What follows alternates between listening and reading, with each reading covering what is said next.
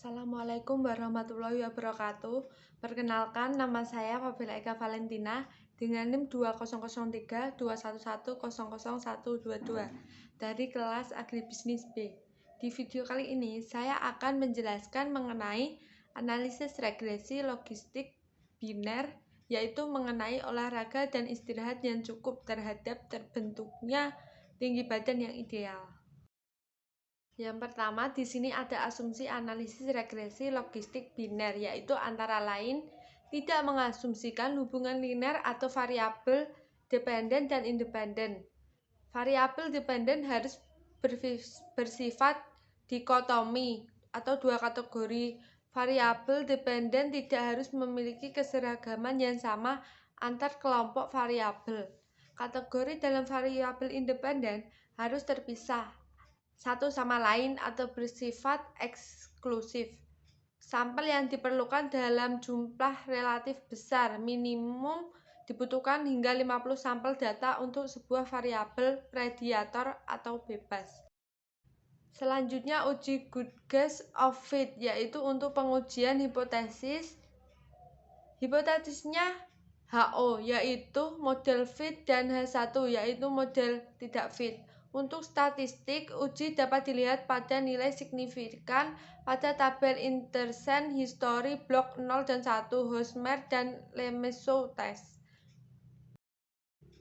Selanjutnya, uji signifikasi parameter atau simultan. Untuk hipotesisnya antara lain HO, yaitu variabel bebas secara bersama-sama tidak mempengaruhi model, H1, yaitu variabel bebas secara bersama-sama mempengaruhi model. Untuk statistik, ujinya dapat dilihat pada nilai sig dari tabel omnibus test of model koefisien tolak HO apabila nilai sig kurang dari alfa 0,05. Selanjutnya, uji signifikasi parsial. Untuk hipotesisnya di sini HO, yaitu variabel bebas. XI tidak mempengaruhi model sehingga H1, yaitu variabel bebas. X1 mempengaruhi model. Statistik ujinya yaitu dapat dilihat pada nilai signifikan dari tabel variabelin the equation.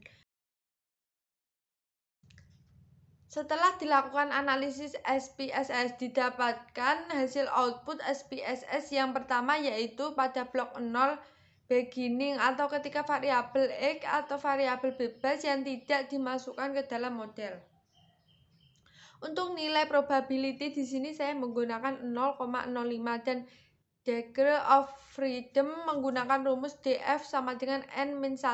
Kemudian N ini merupakan jumlah sampel yang dimana saya menggunakan sampel sebanyak 50.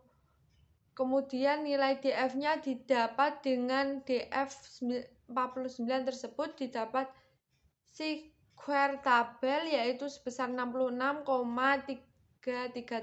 Kemudian untuk nilai min 2 log liquid lebih besar chi-square L, maka tolak HO dapat dilihat pada tabel blok 0 di sini intersen history bahwa nilai min 2 liquidnya adalah 68,593 sehingga lebih kecil dari 66,337 yang artinya menerima HO. Jadi kesimpulannya bahwa model ketika variabel X tidak dimasukkan ke dalam model adalah fit dengan data. Untuk selanjutnya, hasil output SPSS 2 yaitu classification table terdapat yang berpengaruh terhadap tinggi badan ideal, yaitu sebanyak 38 data, dan tidak berpengaruh pada tinggi badan ideal, yaitu 12 data. Jumlah sampel data yaitu 50 dan didapat overall percentage yaitu 56%. Selanjutnya hasil output SPSS ketiga yaitu variabel in the equation. Didapat nilai B koefisien regresi sebesar 241 dan nilai ODDS rasio atau eksponen B sebesar 1,273 dan signifikan yaitu 397. Selanjutnya hasil output SPSS yang keempat, di sini ada tabel variabel not in the equation, yaitu menjelaskan mengenai variabel yang terdapat pada analisis yang telah dilakukan, yaitu X1 adalah olahraga dan X2 adalah istirahat. Untuk selanjutnya hasil output SPSS kelima, di sini ada tabel blok 1 method enter relation history, yaitu di mana variabel X dimasukkan ke dalam model. Sama halnya dengan blok 0 probability yang saya gunakan 0,05. Degree-nya di sini dengan rumus df sama dengan n min k min 1 dan didapat df sama dengan 47. Dengan df 47 tersebut didapat nilai CI square 64,001. Kemudian untuk nilai min 2 log liquid kurang dari C square, maka terima HO. Kemudian dapat dilihat di tabel nilai min 2 log liquid sebesar 63,789 sehingga lebih kecil dari 64,001. Dapat disimpulkan bahwa ketika variabel dimasukkan ke dalam model fit dengan data. Selanjutnya hasil output SPSS ke-6, yaitu omnibus test of model coefficient. Di sini probability yang saya gunakan yaitu 0,05 dan degree of freedom dan df sama dengan k. Didapat nilai CI square tabel sebesar 5,9991. Kemudian uji analisisnya di sini dapat dilihat nilai C square hitung 4,804. Jadi kurang dari C square tabel maka diterima HO, sehingga secara simultan variabel X berpengaruh signifikan terhadap variabel Y. Selanjutnya hasil SPSS ke-7. Di sini ada model summary, yaitu untuk mengetahui seberapa besar variabel X. Dapat menjelaskan variabel Y dilihat pada lingkaran tabel terdapat nilai 0,91. Kemudian hasil output SPSS ke-8. Di sini ada Hosmer and Lemeso test. Probability yang saya gunakan sama yaitu 0,05 dengan degrees of freedom sama dengan K-1. Kemudian C square tabel sebesar 5,991. Untuk hipotesis yang dikatakan baik jika nilai CI square hitung kurang dari CI square tabel dan dapat disimpulkan terima HO, yaitu tidak terdapat perbedaan signifikan antar variabel sehingga data dapat dikatakan baik. Selanjutnya hasil output SPSS ke-9.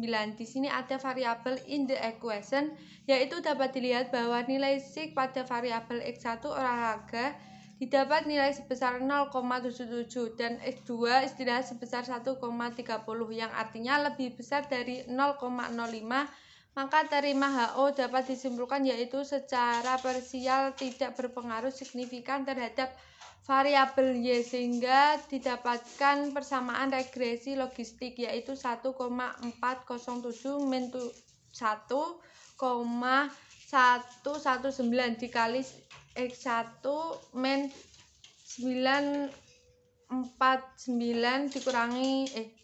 dikurangi X2. Selanjutnya yang terakhir hasil output ke-10, yaitu pada tabel classification table. Untuk jumlah yang tidak berpengaruh pada tinggi badan ideal ini yaitu sejumlah 8 tambah 14 sama dengan 22 orang, di mana yang benar-benar berpengaruh sebanyak 5. Kemudian yang seharusnya tidak berpengaruh tetapi berpengaruh pada tinggi badan ideal sebanyak 23 orang. Selanjutnya untuk sampel berpengaruh yaitu sebanyak 5 ditambah 23 orang sama dengan 28 orang. Untuk jumlah sampel yang benar-benar berpengaruh terhadap tinggi badan ideal adalah sebanyak 14 dan seharusnya tidak berpengaruh namun berpengaruh sebanyak 23 orang. Kemudian pada tabel tersebut didapat overall percentage sebesar 62%, yang artinya ketepatan model pada klasifikan ini yaitu sebesar 62%. Baik, selanjutnya di sini saya akan memberikan tutorial cara menggunakan SPSS analisis regresi logistik. Pertama-tama siapkan data sebanyak 50 sampel dari responden 50 responden dari kuesioner yang telah saya buat. Selanjutnya yaitu kita copy datanya ke SPSS. Setelah itu kita variabel view kita ubah nama variabelnya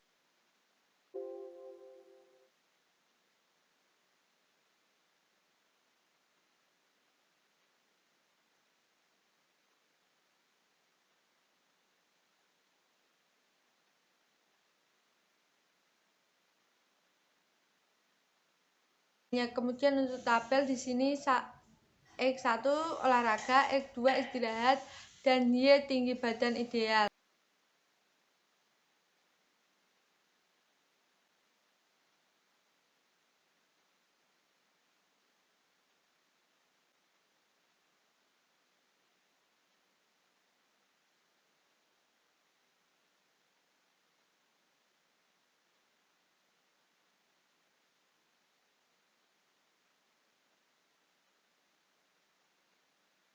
Kemudian untuk value di sini kita isi kode 0 yaitu tidak berolahraga.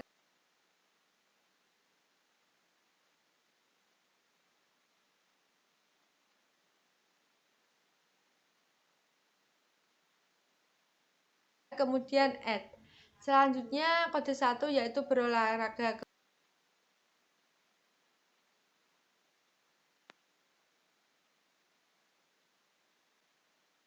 Kemudian add lalu oke. Untuk pola makan sama isi dengan kodenya 0 yaitu tidak istirahat, kemudian add.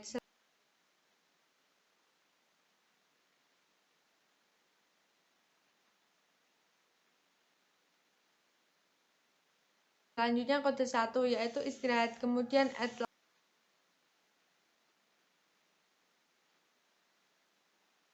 lalu oke. Selanjutnya untuk variabel terikatnya untuk value di sini kodenya kita isi 0 tidak berpengaruh.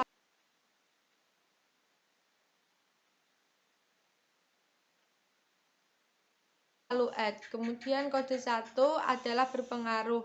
Lalu kita oke.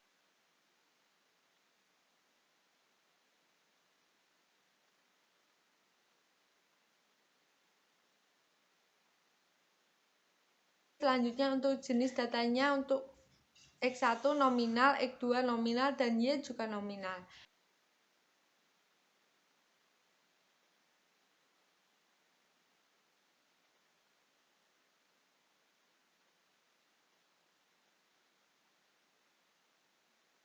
Setelah itu kita menuju menu Analyze, pilih Regression, kemudian pilih Binary Logistic.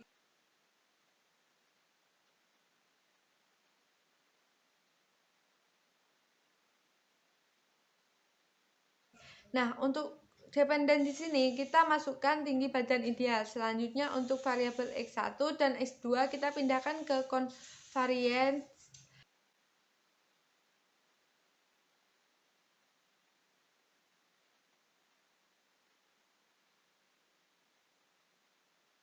Setelah itu kita save dan centang probabilitas, group membership, dan understand, lalu continue. Selanjutnya pada option kita centang semua, continue, lalu oke.